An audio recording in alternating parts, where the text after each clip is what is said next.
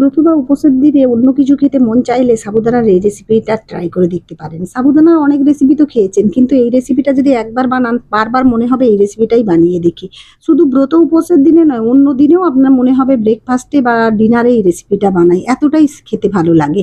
আমি যবে থেকে বানাতে এটা প্রথমবার থেকে বানাতে শুরু করেছি, তারপর থেকে আমি প্রায়ই বানিয়ে থাকি। আমি এখানে 200 গ্রাম সাবু নিয়ে 10 থেকে 15 মিনিটের মতো শুকনো খোলায় ড্রাই রোস্ট করে নিচ্ছি। অবশ্যই 10 থেকে 15 মিনিট করবেন, না হলে কিন্তু এটাকে ঠিক করে গুঁড়ো করা যাবে না। এটা আমার পার্সোনাল এক্সপেরিয়েন্স থেকে বলছি যে এইভাবে যতক্ষণ না ভালো করে রোস্ট হয় গুঁড়ো করা যায় না। দেখুন একটু কালার এইভাবে চেঞ্জ হয়ে গেলে আপনি এটাকে নামিয়ে ঠান্ডা করতে দিন, করে ভালো করে মিক্সিং জারে দিয়ে এটাকে ভালো করে একটা পাউডার করে নিন। দেখুন পাউডারটা কত সুন্দর হয়েছে। এটা যদি ভালো করে ড্রাই রোস্ট না হয় তখন কিন্তু হতে চায় না, দানা দানা রয়েই যায়। এরপর এখানে আমি দেখুন 3টে ছোট ছোট আলু সেদ্ধ নিয়ে নিয়েছি। আমি এখানে 200 গ্রাম সাবুতে 3টে ছোট ছোট আলু নিয়েছি। আপনারা চাইলে একটা বড় সাইজের আলু দিলেও চলতো, কোনো অসুবিধে নেই। কোনো মাপের কোনো কিছুই নেই। এখানে আমি চন্দ্রমুখী আলু ইউজ করছি বলে হাতেই ভেঙে নিচ্ছি, কারণ এটা পুরো একেবারে সুন্দরভাবে মাখা হয়ে যায়। আপনারা চাইলে গ্রেটারের সাহায্যে গ্রেটও করে নিতে পারেন। আলুটা মাখার পর এতে কিছু বেসিক জিনিস দেবো, যেমন এখানে মরিচের গুঁড়ো দিলাম 1/2 চামচের মতো। ঝালটা অবশ্যই নিজেদের মতো দেবেন। আপনারা ধনেপাতাটা অবশ্যই ব্যবহার করার চেষ্টা করবেন। আর একটু এখানে কাঁচা লঙ্কা আমি খুব ছোট্ট ছোট্ট করে কেটে নিয়েছি, আর 1/2 চামচের মতো জিরে ভাজা গুঁড়ো দিয়ে দিলাম। আমি রক সল্ট ইউজ করছি, যেহেতু এটা উপোসের জন্য করা হচ্ছে, তো আপনারা চাইলে নর্মাল লবণও ইউজ করতে পারেন অন্যদিন খাওয়ার জন্য। এবার ভালো করে উপকরণগুলো মিশিয়ে নেব। এতটাই ভালো লাগে, আপনার আর কিচ্ছু লাগবে না। দুটো এটা খেয়ে নিলেই আপনার পেট ভরে যাবে। এর সঙ্গে কিছু আপনার লাগবেও না। এটা এতটা স্পাইসি বেশ ভালো লাগে, আর সারাদিন উপোসের পর মুখে খুবই ভালো লাগবে। এরপর আমি সাবুদানার যে পাউডারটা বানিয়ে রেখেছি অল্প অল্প করে দিয়ে ডোটা রেডি করে নেব। এতে আমি কোনো রকম জল ইউজ করব না, আর এইভাবে অল্প অল্প দিয়ে আমি এটাকে মেখে নেব। যতক্ষণ না এই চিটচিটে ভাবটা যায়, দেখবেন একটা সুন্দর ডো তৈরি হয়ে যাবে। অল্প অল্প এইভাবে দিয়ে দিয়ে করলে, এইভাবে দিয়ে দিয়ে আমি সুন্দরভাবে ডোটা রেডি করে নেব। আমি সবসময় একটা জিনিস বলবো যে আপনারা যখন ডোটা রেডি করবেন তার কিছুক্ষণের মধ্যেই যেন এই পরোটাগুলো তৈরি করে নেন। তার কারণ আলুর ভেতরে যে ময়েশ্চারটা আছে এই সাবুদানা পাউডারটা টেনে নিলে কিন্তু খুব শক্ত হয়ে যাবে, যার ফলে কি হবে এটা ফেটে ফেটে যাবে। ওই জন্য আমি যখনই মাখি তার কিছুক্ষণের মধ্যে করে নেওয়ার চেষ্টা করি। এর মধ্যে একটু তেল লাগিয়ে আবার একটু এইভাবে একটু এটাকে ডোটাকে রেডি করে নিলাম। এরপর আমি এখান থেকেই আমি লেচিগুলো কেটে কেটে রেখে দেবো, কারণ এখন দেখুন খুব সফট আর চটচটে ভাবটা একদমই নেই, আপনারা দেখেই বুঝতে পারছেন। আর ওই জন্যই বলবো যখনই মেখে নেবেন তখনই লেচিটা কেটে তাড়াতাড়ি করে নেওয়ার চেষ্টা করবেন, নাহলে বেশি করে ফেটে যায়। খুবই ভালো লাগে, পার্সোনাল এক্সপিরিয়েন্স দিয়ে বলছি, যারা বানায় তারা জানে এর স্বাদ কি।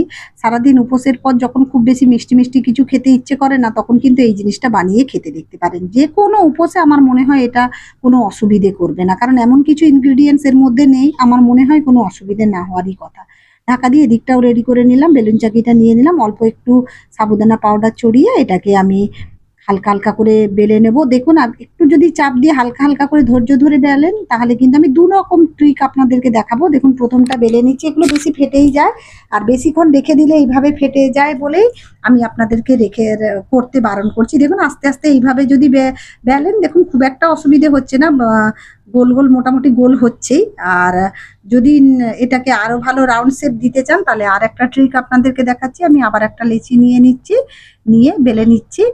খুব ভালো লাগে, এতটাই ভালো খেতে লাগে। প্রথম যখন আমি বানিয়েছিলাম আমার তো এতটাই আমার হাজবেন্ড আর আমার ভালো লেগেছে, প্রায় যেমন সাবুদানা বড়া বানাতে বলে সেই রকম এটাকেও বলে বানাও বানাও। হ্যাঁ, এইভাবে দিয়ে দিয়ে, আর যদি এর সঙ্গে একটু চাটনি টাটনি হয়ে যায় তাহলে তো কোনো কথা নেই। জিরা আলুও খুব ভালো লাগে। এরপর আমি একটা টিফিন কৌটো দিয়ে এটাকে কেটে নিচ্ছি।